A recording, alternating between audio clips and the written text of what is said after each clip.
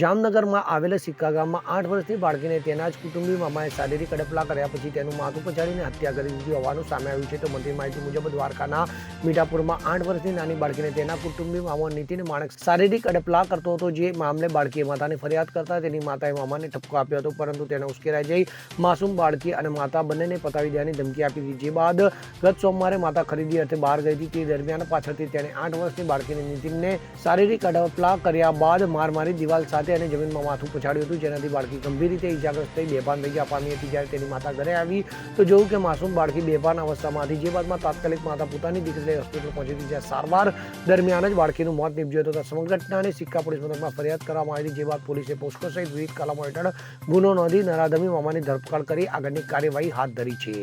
Bureau report CN24 news. હવે જુઓ દેશ દુનિયાની તમામ ખબરો તમારી આંગળીના ટેરવે.